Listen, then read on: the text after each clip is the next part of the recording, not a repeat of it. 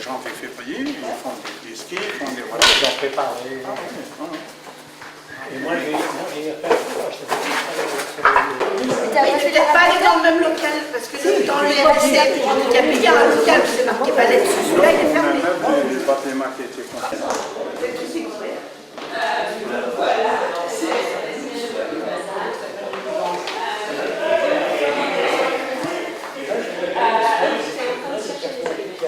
Je les ai trouvés, les amis. Super. Ça, Ok, bah, très bien. Et je dois en mettre ici. Donc je mets le petit paquet de lumière. Je sais que tu l'as déjà.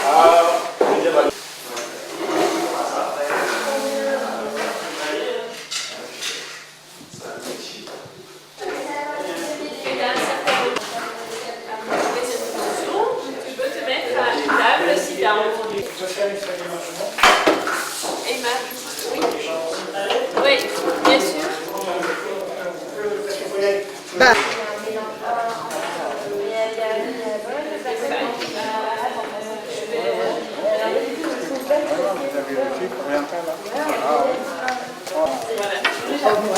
Moi j'aimerais bien le caisse.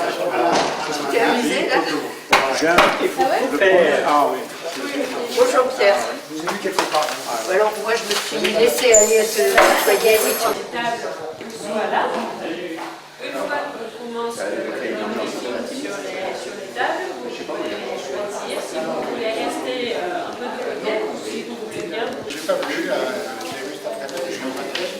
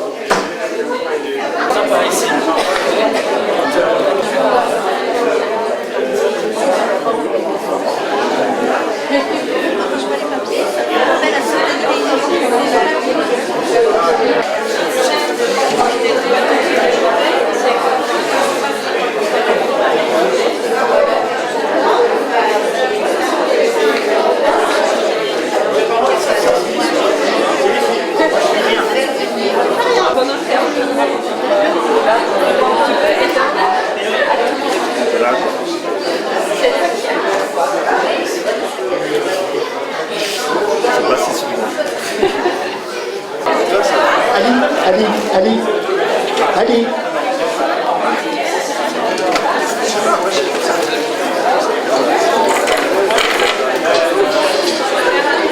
Bonsoir à tous, on vous invite à venir vous installer sur les tables, à remplir les tables.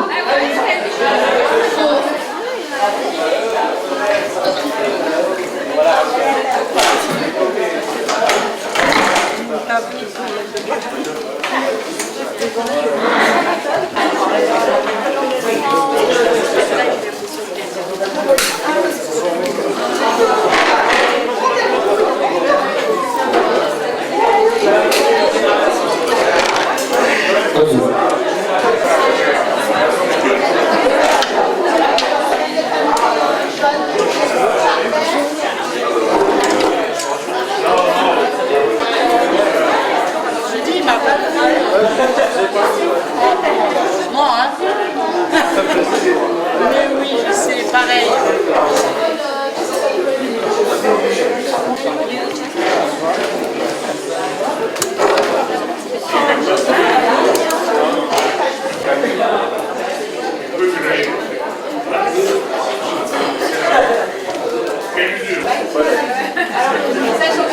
Bonsoir à tous, merci d'être venus ce soir à cette première soirée sur la question du passé colonial. Et donc, pour ceux qui ne connaissent pas l'université populaire, l'idée vraiment c'est d'aller sur des questions qu'on n'ose pas trop traiter et d'échanger vraiment sur les questions qui nous touchent habitants des quartiers. Et donc au départ on avait démarré avec tout de suite après les attentats de Charlie, mais maintenant on va essayer de passer à autre chose et continuer dans une continuité, on va dire logique, après avoir traité de la géopolitique, d'en venir à cette question. Il n'y a pas très longtemps, Benjamin Stora était sur Grenoble et après avoir bien parlé de l'histoire de l'immigration, au final il a conclu qu'il fallait de ce projet. Il y avait l'association Modus Operandi avec Clask là-bas et Colline qui est dans son nom, à une table. Voilà. Alain Villeneuve-Debout, notre caméraman. Et j'oublie qui, donc Villeneuve-Debout, et Ali Gilali d'Alter Ego, qui nous a rejoint et qui sera en gros le chef d'orchestre de la soirée. Voilà. Et Eric Moifo, alors après, ça c'est avec Modus Operandi, si je ne dis pas de bêtises. Voilà. Peut-être à l'entrée, vous avez peut-être eu des petits documents, et comme ça, vous avez tout le cycle qui est présenté. Je vous laisserai regarder. Et voilà, donc je vais vous expliquer en gros ce soir comment ça va se passer. L'idée en fait c'est des témoignages. Donc nous on va démarrer par la petite histoire. On s'est dit que ce qui est important c'est aussi l'histoire qu'on partage entre habitants quand on se rencontre, les gens. Et donc on démarre par la petite histoire avant d'aller dans la grande histoire et ensuite on va poser c'est des histoires personnelles. Ça va durer un petit moment. On ne va pas débattre tout de suite, il n'y a pas de débat d'ailleurs. C'est des histoires qui sont personnelles, il n'y a pas à discuter sur cette histoire-là. Après, on verra autour des tables ce qui vous touchera ou pas. Et donc, Ali, il présentera les personnes qui ont accepté de partager un bout de leur vie. Et donc, ensuite, quand on aura terminé les témoignages, on va faire. Et voilà. Donc, je vais donner la parole à Ali Gilali. Qui va l'apprendre de ce fait. Il y a des textes qui ont été écrits, parce qu'il y a tout un travail qui a été fait auparavant. Il y a certaines personnes que j'ai tenues, et j'ai tenu presque à revoir tout le monde, parce qu'il n'était pas question pour moi de venir ici et puis de leur poser la question alors que je les avais peut-être pas vues et que je n'ai pas partagé une partie de leur histoire. Voilà. Donc, et c'est intime peut-être de certains qui vont dire des choses peut-être qu'ils n'ont pas nécessairement dites, et c'est très important le point de vue personnel. Juste, je reprends la parole. J'ai oublié de présenter des personnes qui sont sur les tables aussi, c'est important quand même, parce qu'on a aussi bossé avec ces personnes. Donc, c'est donc Nadia, Catherine, Nadia Saifi. Voilà. Catherine, elle est là. Voilà. Il y a Anne-Françoise aussi. Et il y a Colline. Voilà. Donc, alors, on va démarrer, donc tout le monde s'attend effectivement à ce qu'on démarre par l'Algérie. Maintenant, nous allons pas démarrer par l'Algérie. Nous allons démarrer par un témoignage, et je l'ai rencontré, ça aussi, ça a été fait très rapidement, mais je trouve que c'était très très intéressant. J'ai rencontré Mohamed Tal par le biais du Sénégal. Donc du coup, tout à l'heure, on s'est rencontrés à la maison, et puis je lui ai dit, ils vont faire la même chose, les autres témoins. Vous passez la flamme, comme la flamme olympique, là. Il y a un problème de bougie, là. On a trop de bénévoles. Ils ne peuvent pas être au fond.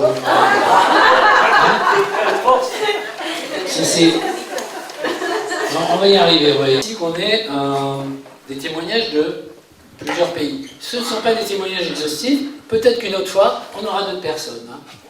Voilà, Mohamedou, c'est à toi. Bonjour. Père, elle nous a rien donné à échanger.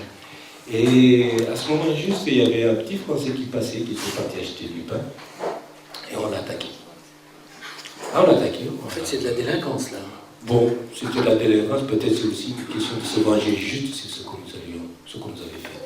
Donc c'était quelque chose de tout à fait spontané, mais pas méchant du tout. On lui a pris son pain, on l'a mangé, parce que c'est tout. Donc, après ça, quelqu'un a un souvenir là dont je crois qu'il est devenu ton meilleur copain. Ah oui, il est devenu mon ami, et puis on se parle, on se voit souvent. Il est ici en France maintenant, donc on se voit souvent, et puis on raconte cette anecdote-là. Tu te souviens quand on était... Ouais, bon, voilà. Et après ça, il y a aussi ce professeur dont je parlais tout à l'heure, ce professeur, c'était un professeur de français d'origine tunisienne, professeur d'histoire-géographie qui s'appelait Bensir. Donc à notre première, il on faisait un cours sur la Deuxième Guerre mondiale. Alors il a dit, le titre c'était l'effondrement de la France. Alors il y a une fille, une élève là, dont le père était chargé qui était à l'ambassade de France. Je lui ai dit, monsieur, mais pourquoi on va faire la défaite de la France seulement? Il dit, mettez l'écrasement de la France. Et je crois qu'elle a. Donc voilà, ça c'est aussi une autre anecdote que je retiens. Il faut dire aussi, tu me disais que tes grands-parents, il y avait l'époque de la colonisation, qu'est-ce qui s'est passé? Ah oui, mes grands-parents, mon arrière-grand-père a islamisé pratiquement toute l'Afrique de l'Ouest. Il s'appelait El Hadj Omar Tall. El Hadj Omar Tall, c'était un marabout qui a islamisé pratiquement toute l'Afrique de l'Ouest, passant par le Sénégal, le Mali, la Guinée, le Cameroun, etc. Donc il s'est opposé à la pénétration française. Ce qui est important de dire, c'est que Faidherbe, quand on parle de Faidherbe, ça a été le gouverneur général de l'Afrique de l'Ouest. Et c'était un général, d'ailleurs, il a de signes aussi, de marques de cette prégnation de la France dans l'Afrique noire occidentale. Et tu disais sur la... Je te coupe, hein, parce que c'est pour te guider. Tu disais sur la statue de Faidherbe qu'il s'est passé quelque chose, parce que sur les vestiges du passé colonial, oui. Il y a toujours la statue. Qu'est-ce qu'il y a? Ah oui, la statue demeure encore. Elle a été érigée, je crois, qu'au début du XXe siècle. Parce que lui, il est mort en 1889. Donc cette statue a été érigée là-bas. Et comme par hasard, elle est tombée. Elle est tombée il y a quelques mois. Et les Sénégalais ont demandé à ce qu'on ne la remette pas en place. On ne la remette pas en place parce que elle avait plus la raison d'être, d'autant qu'il y avait il parlait des Mourides au Sénégal, donc c'est des chefs spirituels des Mourides, et puis donc il a été ensuite exilé au Gabon. Juste, il nous reste 2 minutes. Tu m'as dit que quand tu étais à l'école aussi, parce que là tu m'as ramené le livre d'histoire, et c'est que beaucoup plus tard que tu as appris la fameuse histoire du massacre de Thiaroye. Tu ne connaissais pas cette histoire? Je ne la connaissais pas quand j'étais petit. Mais est-ce que tu peux rappeler ça? Alors, vous savez, quand il y a eu la colonisation, beaucoup de Noirs avaient peur des Blancs parce qu'ils disaient que les Blancs, ils avaient des fusils, c'était des dieux, etc. Donc les 2 guerres mondiales, notamment la dernière en particulier, la Deuxième Guerre mondiale, a vu des soldats français et africains mourir. Alors, quand ils ont vu ces gens mourir, ils se sont dit, mais tiens, ils ne sont pas aussi puissants qu'on le dit. Ils les ont vus dans la boue, dans les tranchées, etc. Donc, en 1944, ces soldats, quand ils sont revenus, ils ont commencé déjà ici, d'ailleurs, il y avait un contingent qui a été pris par les Allemands, prisonniers par les Allemands. Bon, ensuite, ils ont été relâchés. Et finalement, quand ils sont rentrés après à Dakar, ils ont demandé à être considérés comme des prisonniers de guerre, donc d'être indemnisés. Et l'armée française a refusé. Ils ont fait, on a parlé de mutinerie, ce n'était pas le cas, mais ils avaient identifié ces personnes-là. Et une nuit, les soldats français sont rentrés, ils les ont massacrés. On parle de 44, officiellement il y en a eu plus de 300. Ok, juste, parce qu'on est pris par le temps, hein. Normalement on a 0. Il y a une petite anecdote que tu m'as apprise que je ne savais pas. C'était, tu me disais, entre l'Algérie et le Sénégal, il y avait quelque chose. Ah oui, là aussi c'est... moi je parle... Très vite. Je parle beaucoup de l'arabe, je parle l'algérien, arabe aussi. Mais nous savons qu'il y a cette rancune entre les Algériens ou les Nord-Africains, les Algériens en particulier, et les Africains. Cette origine vient du fait que les tirailleurs sénégalais, ils ont combattu en 1958 aussi les Algériens du FNL.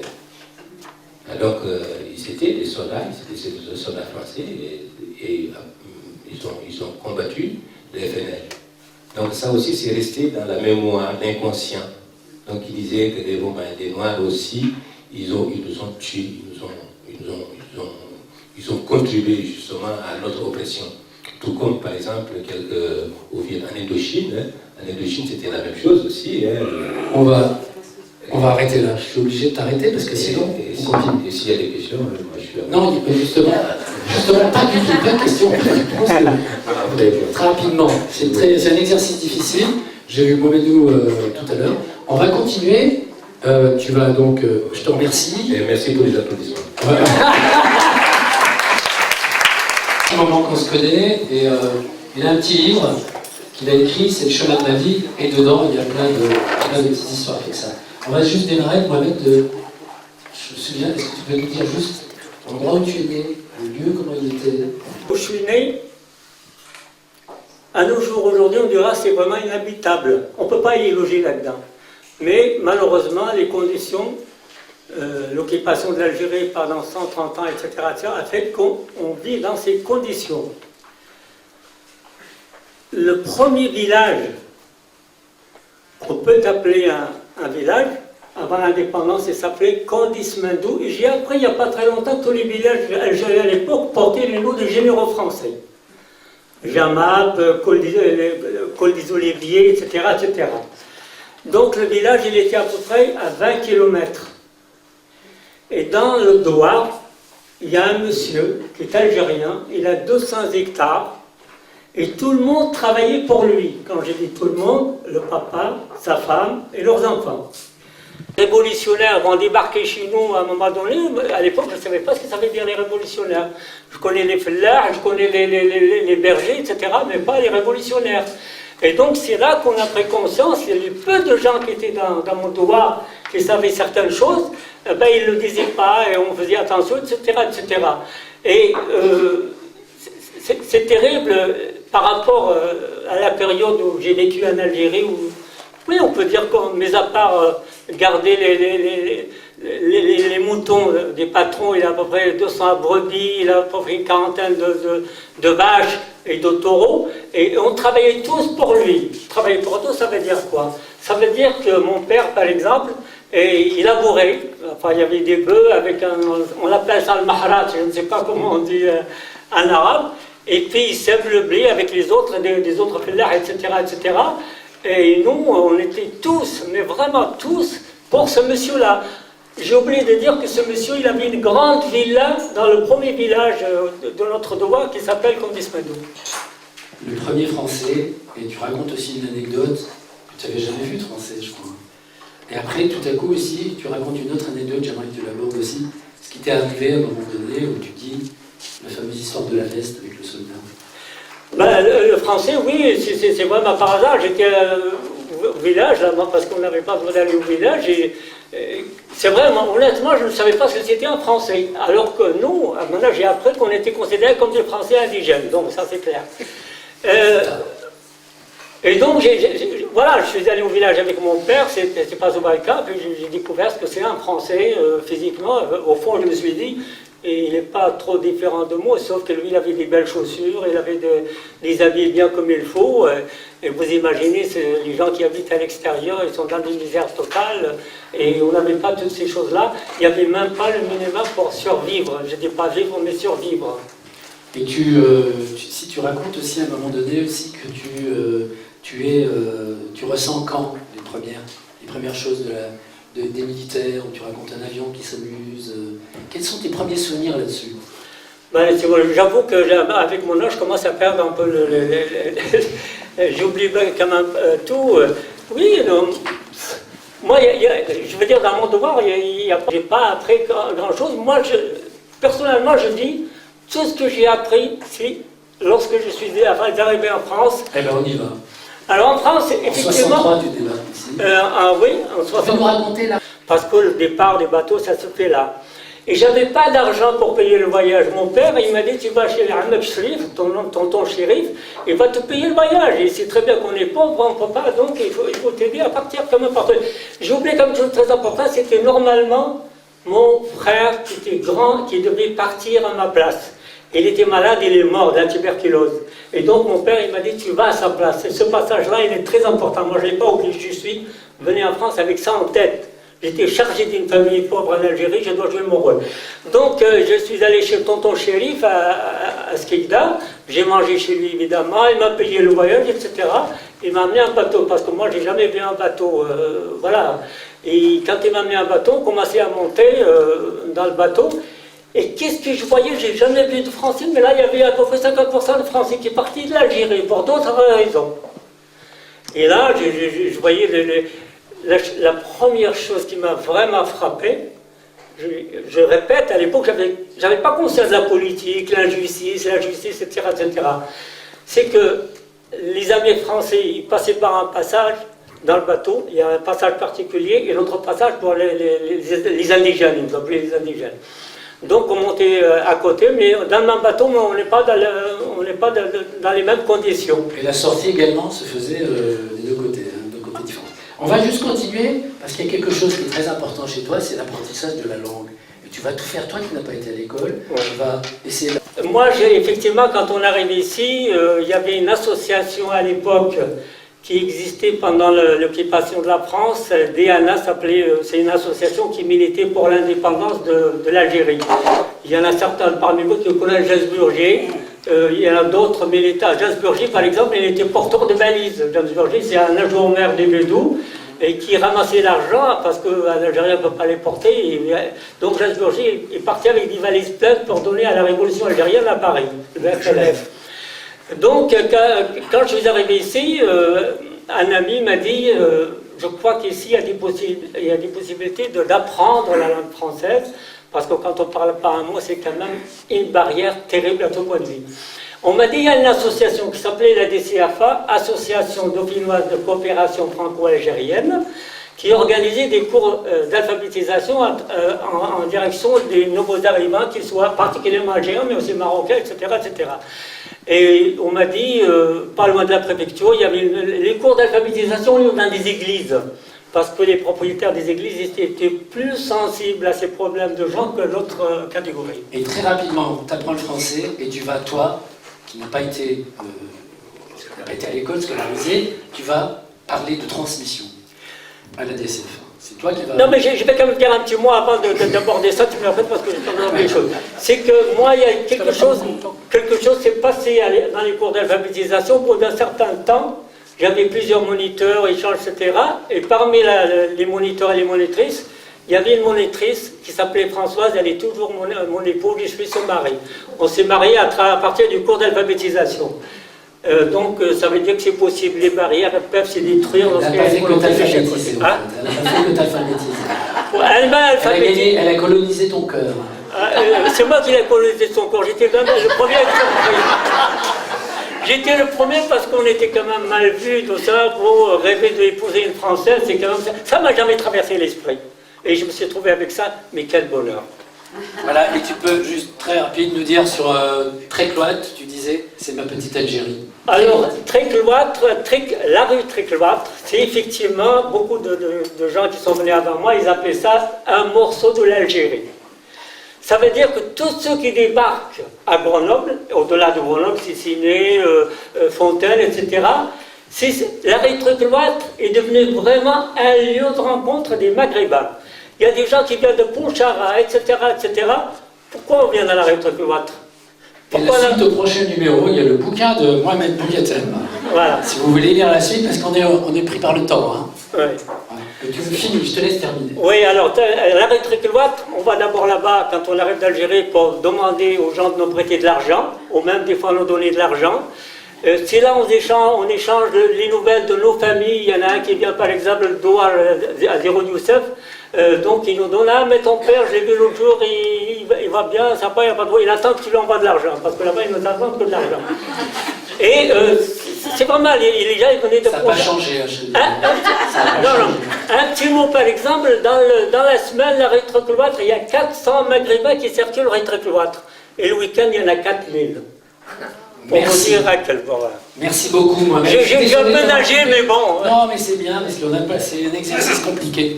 Ouais, pardon, il y en a 8, quoi. C'est ça, il y a 8 témoignages. Donc, je vais passer de l'autre côté.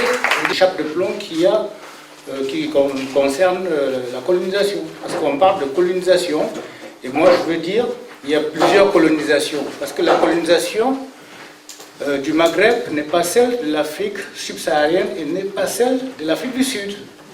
Alors chaque pays a son histoire. Et moi, je vais témoigner sur l'histoire de la colonisation du Cameroun qui a bercé mon enfance. Donc, je suis né au Cameroun en 1956. Je suis arrivé en France, j'ai fait mes études secondaires au Cameroun, je suis arrivé en France en 1970. Voilà un peu mon parcours. Et juste avant que tu partes, tu as quel âge quand tu es encore sous colonie française? Non, quand je pars du Cameroun, le Cameroun est indépendant depuis le 1er janvier 1960. Oui, le Cameroun est indépendant depuis 1960. Et donc quand je pars, c'est sous la République du Cameroun, quoi. Ce n'est plus une colonie. D'accord. Et qu'est-ce qui reste là-dedans pour toi? Quels sont les liens avec ce passé à travers peut-être tes parents, à travers tes grands-parents? Comment ça te traverse, toutes ces choses-là? Bon, dans ma famille, on a connu la colonisation sur plusieurs générations. Mon grand-père, lui, il a connu la civilisation, la colonisation allemande. Eh oui. Donc, lui, il était adulte pendant la colonisation allemande. Et d'ailleurs, quand on faisait des bêtises, je me souviens, mon grand-père il nous insultait toujours « Schwein ». Alors il a fallu que j'arrive en classe de 4e en apprenant l'allemand, que j'ai su que Schwein, ça voulait dire cochon. Schwein. Schweinhund. Donc voilà une petite anecdote. Donc voilà, mon grand-père, il connaît cette période. Les Allemands sont chassés en 1918, après la Première Guerre mondiale.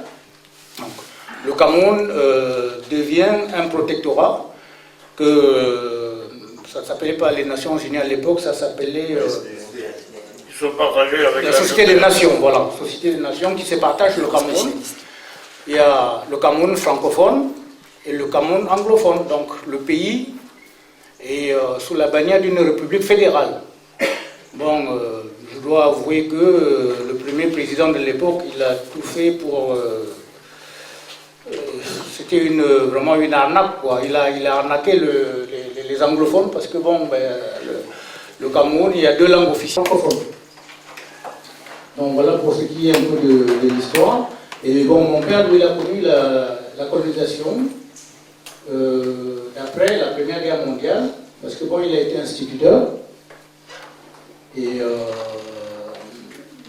bon, moi, je suis né en 1956, donc je connais un peu jusqu'à l'indépendance. J'ai pu voir de l'époque de la colonisation. Donc il y a des petits détails dont je ne vais pas faire parce que c'est un peu c'est des détails macabres. Alors bon, je ne vais pas m'attarder. J'ai rien, etc. Pour notre pays de colonisation. Tout à fait, tout à fait. Donc je vais anticiper. Tu vas certainement poser la question de ce qui reste de la colonisation. Et oui. Que reste-t-il de la colonisation? Chacun d'amener un petit goûter, parce qu'on nous faisait boire de la nivaquine pour lutter contre le paludisme. C'était un traitement préventif, prophylactique. Et donc, moi, j'ai eu le paludisme 2 ou 3 fois, mais bien après cette période-là. Donc, c'est pour dire à quel point le colon avait conscience de la préservation de la santé des enfants qui allaient, parce que bon, la jeunesse est l'avenir, dans n'importe quel pays, la jeunesse est l'avenir. Et aujourd'hui, quand on va dans un dispensaire au Cameroun avec une blessure, il vaut mieux passer par la pharmacie, acheter ses compresses et son tube de bétadine, parce que sinon on n'est pas soigné. Je ne sais pas si... Tu dit ça, effectivement, le colonialisme, qu'est-ce qui reste en nous de ça? Et quand on te dit ça, toi, est-ce que dans le comportement, par exemple, des personnes vis-à-vis de toi, on dit souvent, tiens, ils ont un comportement colonialiste, on le dit, hein, cette chose-là. Est-ce que ça, ce sont des choses que toi tu ressens ou pas du tout, que tu ne partages pas Comme je disais tout à l'heure, il y a eu plusieurs colonisations. Dans le cas du Cameroun, quand j'arrive au Cameroun aujourd'hui, je vois encore la statue du docteur Jameau qui trône devant le ministère de la Santé. C'est comme le statut en Sénégal. Donc ça n'a pas été déboulonné, ça veut dire que bon, le Cameroun, les Camerounais n'ont pas gardé de rancune. J'ai fait mes études secondaires dans un lycée qui s'appelait le lycée Général Leclerc. Ça s'appelle toujours pareil. Est-ce qu'on peut te poser des questions? Pas maintenant. Je discuterai tout à l'heure. Il y en a tellement. Bon, le docteur Jameau, c'est celui qui a éradiqué la maladie du sommeil au Cameroun. Une maladie qui est provoquée par la piqûre de la mouche tchétché. Je ne sais pas s'il y a des scientifiques dans la salle, peut-être que ça leur dit quelque chose. Mais le docteur Jameau, il a beaucoup travaillé pour éradiquer cette maladie au Cameroun. Alors, pour terminer, juste une petite question, parce que... Oui, j'ai acheté un bout de terre, disons une plantation au Cameroun, mais non pas par des velléités coloniales, parce que quand on en a parlé, il m'a dit, à ton tour tu deviens colon. Mais sauf que je ne lui ai pas donné les raisons, les motivations. Les motivations, c'est que les gouvernements camerounais sont en train de vendre des terres agricoles très fertiles aux Chinois qui cultivent du riz pour les exporter au Cameroun. Pardon, en Chine. C'est pour préserver le territoire camerounais. Et moi je suis arrivé, j'ai dit ah non, ils prendront tout, ils vendront tout sauf ma parcelle que j'aurais achetée. Tu seras le Gaulois camerounais. Peut-être pas le Gaulois, mais c'est lui qui préserve une intégrité territoriale du pays, quoi. C'était voilà. Ça la motivation. Merci, je crois qu'on est, voilà, on est dans le temps. Ok, merci beaucoup. On a dit il n'y a pas très longtemps, je crois qu'on pourra continuer à travailler cette chose-là. En attendant, donc, je vous avais dit tout à l'heure qu'il y avait un texte qui ainsi de toute mon émotion. Voilà, je suis né en Algérie il y a longtemps. En juin 1962, j'ai contribué avec 1 million de personnes à la décolonisation française de ce pays en le quittant. L'accueil qui nous a été réservé à l'arrivée en métropole a été spécial à Marseille. Au port, sur une banderole déployée par la section CGT des locaux, à notre intention qu'ils aillent se réadapter ailleurs. J'ai suivi ses conseils et je me suis réadapté, assimilé, intégré ailleurs. Avant juin 1962, j'avais traversé l'enfance dans l'insouciance et l'ignorance de la situation politique de ce pays. C'était mon pays, 3 départements français. Que mes ancêtres soient gaulois ne me gênait pas. Je savais déjà que mes grands-parents étaient andalous. J'aimais l'idée de ce métissage. Ce que je dirais de la ville colorée, odorante, bruyante, où je suis né, est d'une grande banalité. La couleur du ciel, l'odeur des orangers, des genêts, tout cela est enfoui, rangé dans les souvenirs avec la peur et la colère. Tout a basculé après la révolte sanglante du 1er novembre 1954. J'étais très jeune et mes parents m'ont caché le détail de ce soulèvement. Mais j'ai compris que quelque chose de violent avait commencé, qui signifiait la fin de l'enfance et le début d'une autre histoire. C'était le fait de terroristes opérant par surprise, en déposant des bombes, attaquant les fermes de leurs voisins ou les voyageurs sur les routes, comme dans les westerns. Plus tard, j'ai su que les terroristes... J'ai même appris que des Français les soutenaient en France. Je me représentais les porteurs de valises transportant ainsi les bombes qui nous étaient destinées et ne comprenais pas qu'une telle collaboration soit possible. 60 ans plus tard, c'est un sujet que je ne peux pas aborder. Je ne peux pas aborder avec mes proches ou amis engagés dans cette action qui m'apparaît longtemps après comme... On en retrouve les causes dans les livres d'histoire. Et je ne m'attache pas là qu'aux détails des grandes manifestations fraternelles où se mêlait toute la population. Des hommes musulmans à la tribune, affirmant leur fidélité à la France, des femmes abandonnant leur voile et les brûlant, et tous ensemble nous chantions le chant des Africains. Bref, pour moi, ce sont encore des images. Et ce fut un espoir. si on pouvait se parler, on trouverait une solution. On allait reconnaître ce qui était juste dans la cause. Nos adversaires, il n'y aurait plus ni attentat, ni répression. Je ne sais pas si c'est à cette époque que j'ai entendu cette belle expression « la paix des braves ». Sans savoir ce qu'elle recouvrait, je priais pour qu'elle s'installe. Le temps d'arrêter la spirale de violence et répression qui l'auto-alimentait sans fin.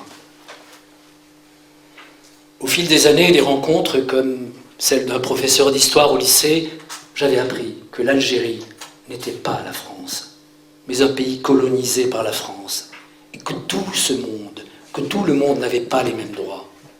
Comme nous étions très pauvres, je ne comprenais pas qu'on puisse nous considérer comme colonisateurs. Sans doute, notre réflexion politique était-elle insuffisante, car malgré ces prises de conscience, nous n'avons pas milité pour l'indépendance, que nous avons subi comme un drame et un arrachement. Nous savions qu'il nous fallait quitter ce pays, et souhaitions que les hommes politiques s'entendent sur la façon de trouver la solution qui préserverait l'avenir de cette terre dans la dignité. Mais la façon dont se déroulaient les événements ne pouvait nous convaincre que c'était ainsi qu'on défendait une juste cause. On ne peut dissocier la condamnation de la torture et de la répression et la condamnation du terrorisme et ses débordements. La montée aux extrêmes de chaque camp hélène, chargé de la sécurité, se livrait à des exactions. Armée et police abandonnaient ceux qui avaient choisi d'être fidèles à la France. Alors, je rêve encore aujourd'hui de rejouer l'histoire et que prennent leur place à des positions stratégiques ces militants qui furent très tôt partisans du dialogue, mais trop vite et souvent définitivement éliminés. Car ce genre de décolonisation laisse le souvenir d'un tragique gâchis, avec ses malentendus, ses mensonges, ses abandons. Et dans les deux camps, les hommes qui tuent, torturent et juste nobles, avec des deux côtés violence et souffrance. Je souhaite que ces témoignages et échanges nous aident à aller de l'avant, en évitant l'écueil de la victimisation et la mémoire sélective, puisque le but de ces rencontres est de mieux se comprendre. Ne perdons pas de temps, après 2 siècles de souffrance et de malentendus. Comprenons-nous enfin, et cette fois définitivement, car nous avons tant à faire ensemble.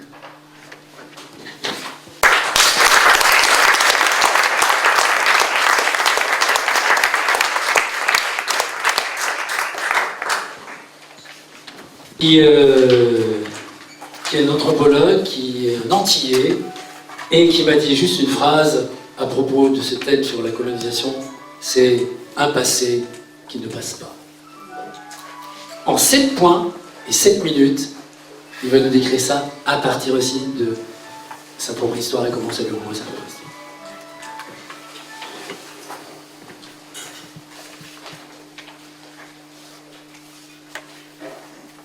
Je viens de Martinique et les choses commencent chez nous comme partout ailleurs avec la naissance. La naissance. Les tabous les plus forts, les plus tenaces, c'est le moment où l'enfant paraît.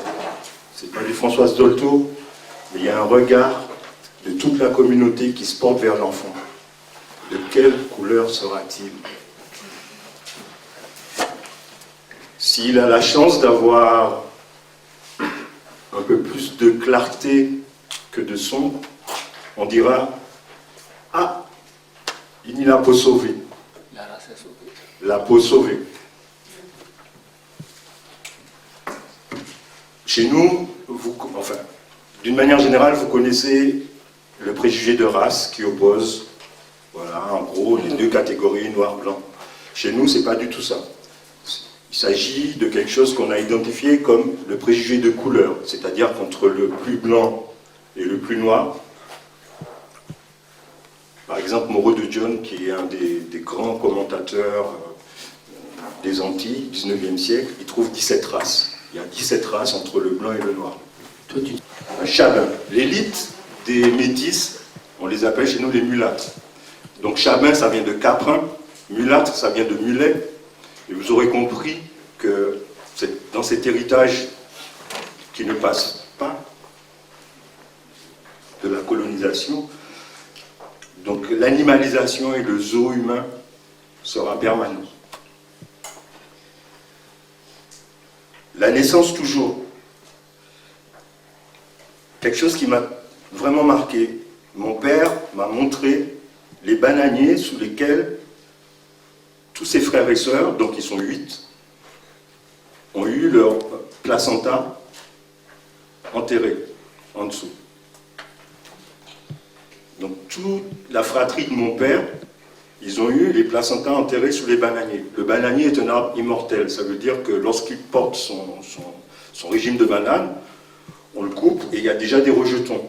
On choisit le rejeton le plus fort et l'arbre continue. Donc le bananier est immortel. Et si vous savez que votre placenta est sous cet arbre, vous avez une force que notre génération, alors on est 34 cousins et cousines de cette fratrie, issus de cette fratrie, aucun de nous n'a eu des placentas sous le bananier. Je veux dire qu'en une génération, on a basculé d'un imaginaire qui vient d'Afrique, en gros, à quelque chose qui est autre. Et mon père, un jour, m'a dit, oui, mais vous, vous êtes nés à la maternité. Nous, on est tous nés à la maison. C'est pour dire, en fait, aussi, cette fracture générationnelle. Alors ça, c'est le récit. Les Antillais, ils font des gosses et ils se cassent. Le tabou, en fait, c'est que les femmes antillaises ne sont pas des victimes.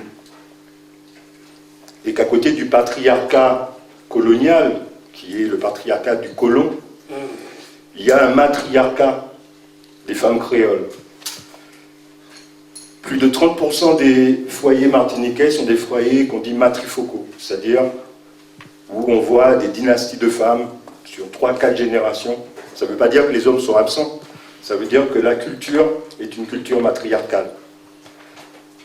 Et ça ne concerne pas que la Martinique, la Guadeloupe, ce qu'on appelle les Antilles, ça concerne toute la Caraïbe, ça concerne tout l'espace qui a été concerné par la traite négrière, voilà, l'espace colonial où les Noirs ont été traités comme esclaves. Le sud des États-Unis, on dira du sud des États-Unis jusqu'au Brésil. Et cette réalité de la matrifocalité, de la force des femmes, de leur autonomie par rapport aux hommes, etc., et des choix qu'elles font, c'est aussi ancré dans un article du Code noir qui dit que l'enfant suivra la mère. Et ça s'appuie sur un principe du droit latin, puisque l'esclavage était déjà appliqué à l'époque antique, qui dit, voilà, le fruit suit le ventre. C'est le principe tiré de l'esclavage à Rome, et qui a été appliqué, et qui donc donne à la mère une position fondamentale par rapport à la lignée. Alors aujourd'hui, voilà, je vis ici, et la question qu'on se pose, mais j'étais étudiant dans les années 70-80 ici aussi, c'est la même, finalement. Nous, Antillais, sommes-nous Français à part entière ou entièrement à part? Et la question, elle est liée à ce problème de l'assimilation. Parce que l'assimilation, c'est aussi l'idéologie même coloniale. C'est aussi l'idéologie, la force même de la colonialité, c'est l'assimilation. Et Aimé Césaire, qui a présenté la loi d'assimilation, alors il y a un amalgame volontaire, la loi qui fait de nous des citoyens est appelée loi d'assimilation. Aimé Césaire a refusé ce terme. Il a inventé un terme, il dit départementalisation, c'est une organisation technique. Il est hors de question que nous nous assimilions. Être assimilé, c'est être digéré et disparaître en tant que tel. Et ce passé qui ne passe pas, donc, ma mère est morte d'un cancer, d'une leucémie, et on a tous en Martinique, en Guadeloupe, beaucoup de gens qui disparaissent, des cancers à 40 ans, etc. Et ça s'explique en partie par une molécule qui s'appelle le chlordécone, qui était une molécule utilisée dans les bananeraies. Cette molécule a été interdite aux États-Unis, puis en France, et les colons martiniquais, les fils de ceux qui ont colonisé et qui sont encore les propriétaires terriens et qui ont encore le pouvoir, ont obtenu, alors que nous serions au département français, ont obtenu que seule Martinique, Guadeloupe, cette molécule puisse être utilisée. Elle a été utilisée massivement pendant plus de 20 ans. Donc, cette molécule qui s'appelle chlordécone, on estime sa présence dans le sol à Grenoble en 80, avec Alima qui était née à Kléber dans la région d'Oran. Et nous avons une fille qui s'appelle Soukeina qui elle est née en Martinique, qui vit aujourd'hui à Londres, qui est mariée à un Barbadien. Voilà. Édouard Glissant dit que le monde se créolise, que derrière la mondialisation, il y a ce qu'on appellerait une mondialité, une conscience d'appartenir à un même espace. J'aimerais, dans les temps à venir, qu'on en discute, parce que les propositions de Glissant sont importantes, juste pour dire si le monde se créolise, c'est pas du folklore, faites gaffe. Merci. Merci bien.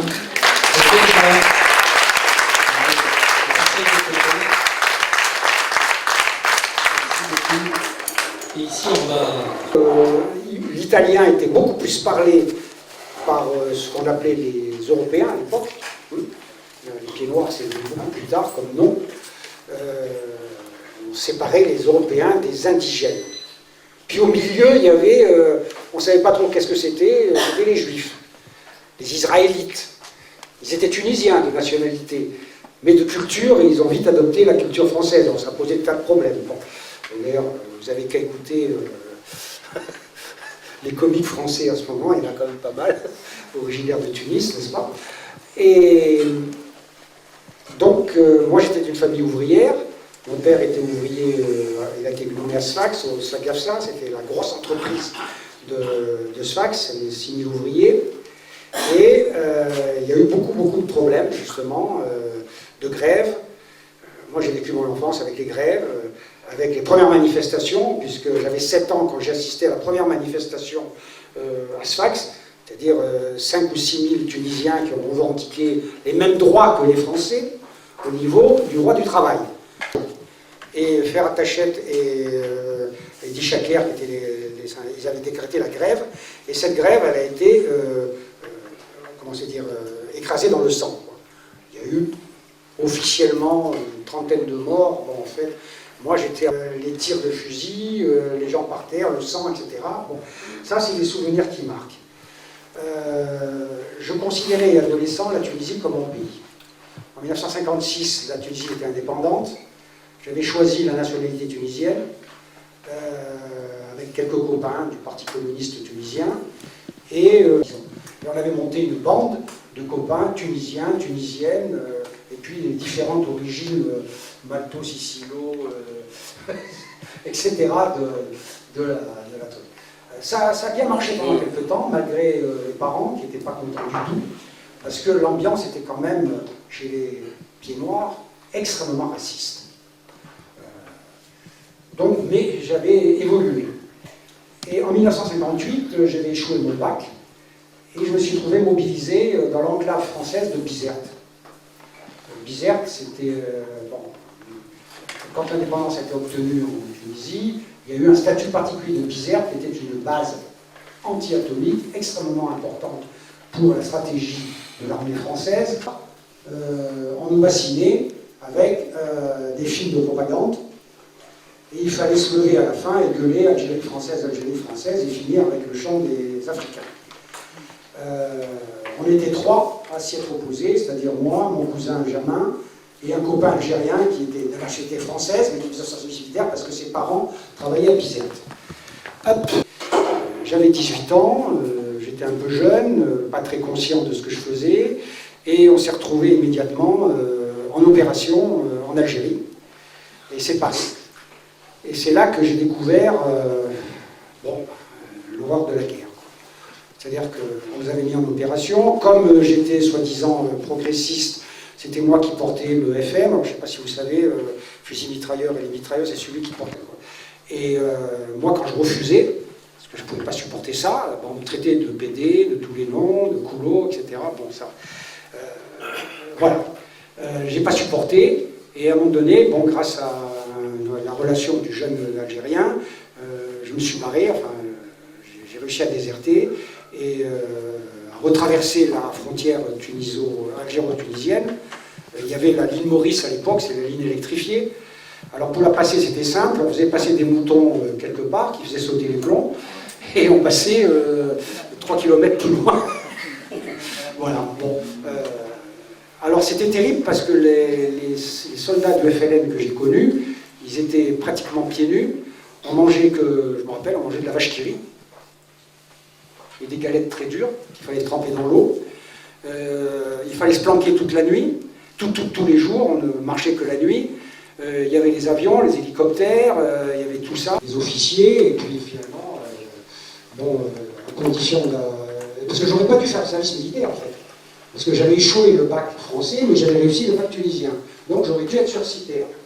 Alors ils ont joué là-dessus pour effacer les choses et me dire, bon tant pis, tu vas faire tes études et tu reviendras, tu referas ton service militaire normalement. J'ai réclamé l'enclave de Bizerte et De Gaulle a dit non. Il y a eu 10 ou 15 000 manifestants à la porte de la base militaire française et De Gaulle a donné l'ordre de tirer. Il y a eu au moins 1000 tués et brûlés avec les lance-flammes. Ça a été terrible. Et du coup, nous, les Européens de l'Afrique du Nord, de Tunisie, on a été surveillés, contrôlés. On m'a mis en prison avec les mecs d'extrême droite. Facile. Donc je ne pouvais pas bouffer, je ne pouvais rien faire, on pissait dans ma bouche, j'étais battu, etc., etc.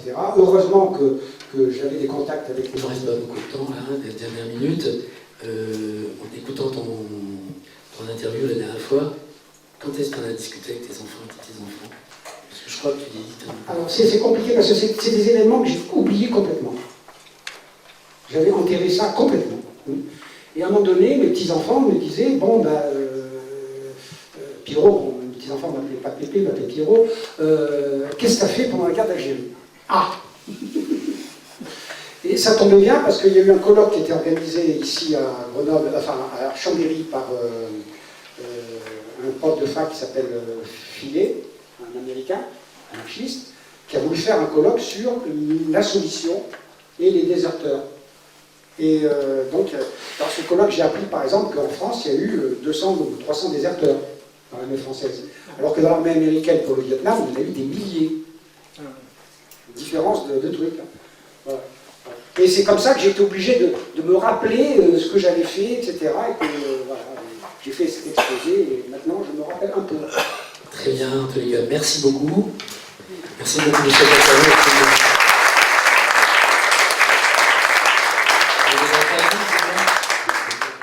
Donc là, je vais inviter à la table une dernière personne, et après, pour terminer, je vous dirai un peu. Donc, Tassadit, Hélène. Voilà. Alors, Tassadit, voilà. Tassadit, elle va nous expliquer qui elle est, d'où elle vient. Il y a eu une petite interview qui a été faite par, je ne sais plus qu'est-ce qui a fait ça, les universités, ou je ne sais pas là.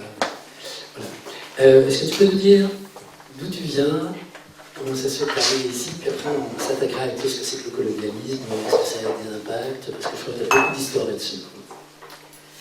Tu es né... Bonsoir, je suis Tassadit Jalel. Je suis venue d'Oran.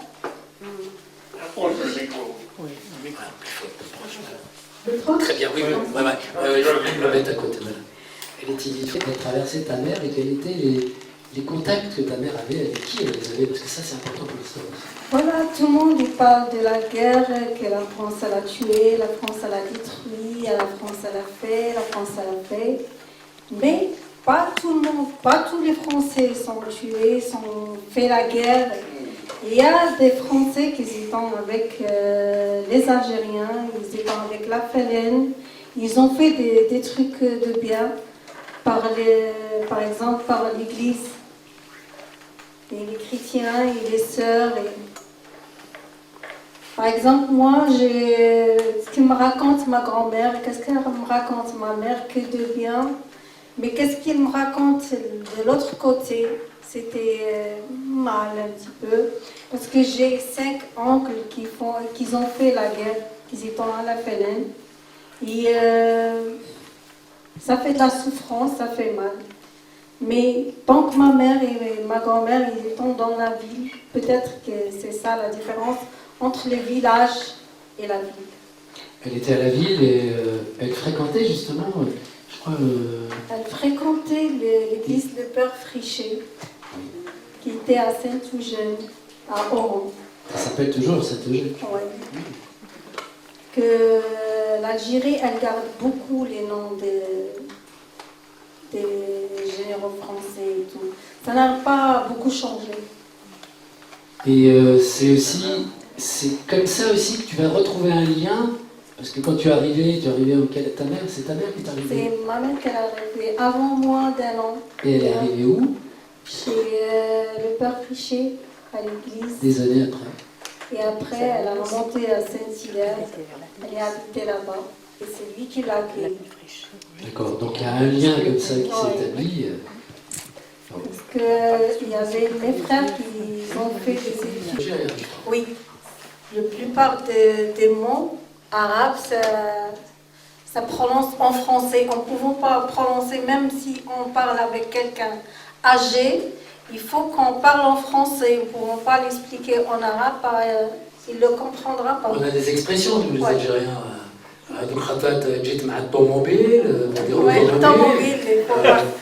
y a plein d'expressions comme ça. L'électricité. Ouais, l'électricité, c'est ça.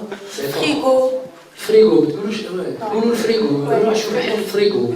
Ouvrir le frigo. Gibacito. Mais ça, c'est pas de la langue arabe. Non, oui, non, c'est ça. Non, c'est l'introduction. C'est du dialecte, hein, c'est comment le dialecte, il est influencé par des mots en français, hein, c'est ça. Oui, ça reste. On n'est pas en dire, la langue arabe c'est autre chose. Hein. On est effectivement dans le dialecte. Hein.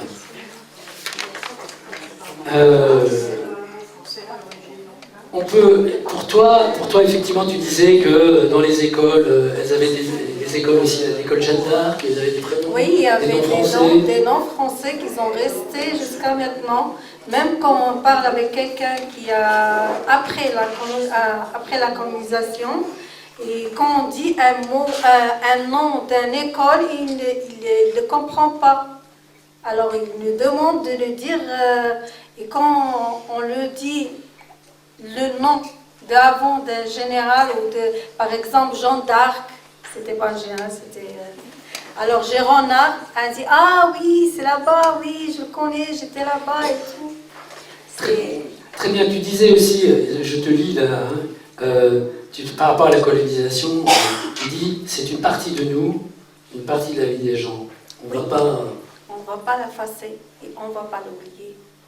Mais il faut vivre, il faut continuer, il faut essayer de pardonner.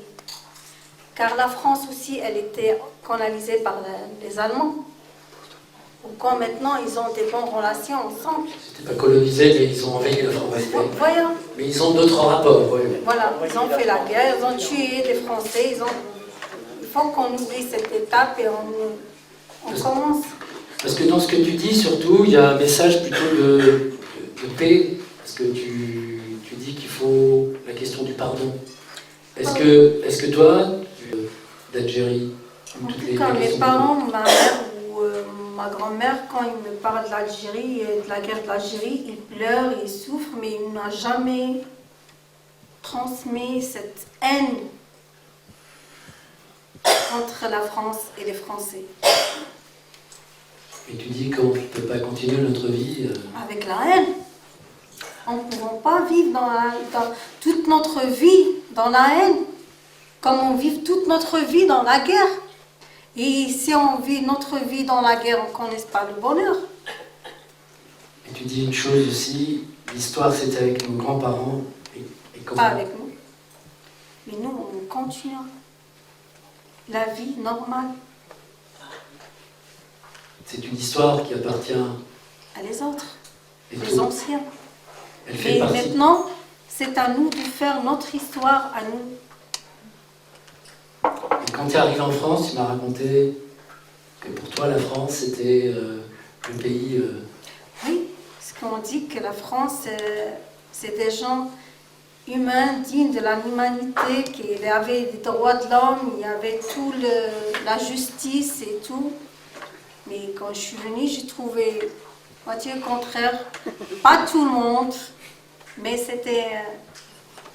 par exemple, j'ai travaillé chez une personne âgée et j'étais très gentille avec elle et tout.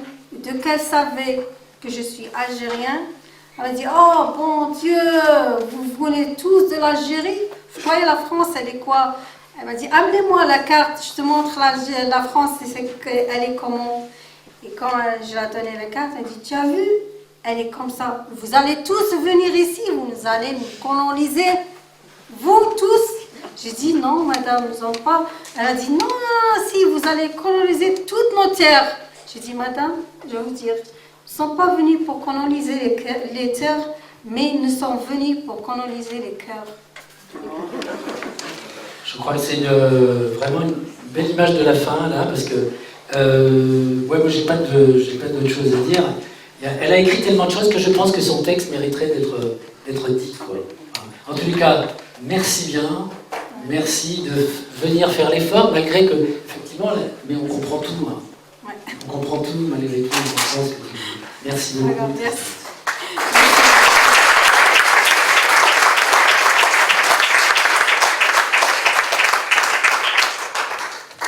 Et pour terminer, Algérie, et je suis venu à 3 ans. Et aujourd'hui, j'ai 20 ans. Après avoir vu le film « Ce que le jour doit à la nuit », inspiré du roman de Yasmina Khadra, franchement, il m'a ouvert une porte que je ne pensais jamais ouvrir. Et je pensais que c'était pas nécessaire que je l'ouvre parce que mes grands-parents ont fait la guerre d'Algérie. Fierté. Mon grand-père maternel, il est mort, du coup, pas longtemps après. Mon grand-père paternel est encore en vie, alors chaque fois que je le vois, il me raconte toujours la même histoire. Et on l'écoute toujours. C'est toujours des moments magiques dont on est fier. Ça fait partie de mon identité, quoi. Je ne pensais pas avoir besoin d'écouter l'autre côté. Je disais, c'est clair, il y a eu les colonisateurs, il y a eu les Algériens qui étaient victimes, et voilà, la fin, quoi. C'était aussi simple que ça. Jusqu'au lycée, et quand j'ai lu le livre, j'ai vu le film, ça m'a vraiment touché. Et ça m'a vraiment fait voir la chose différemment. Surtout l'aspect qu'il n'y a pas que des méchants et des gentils. Il y a 2 jours, le 5 juillet, date de la libération de l'Algérie, j'appelle mon grand-père comme si c'était son anniversaire. On n'en fait pas une fête non plus, mais en Algérie, c'est... On parle. On le voit dans le film. En Algérie, on voit vraiment le contraste entre les gens qui fêtent et les gens qui prennent leur veille.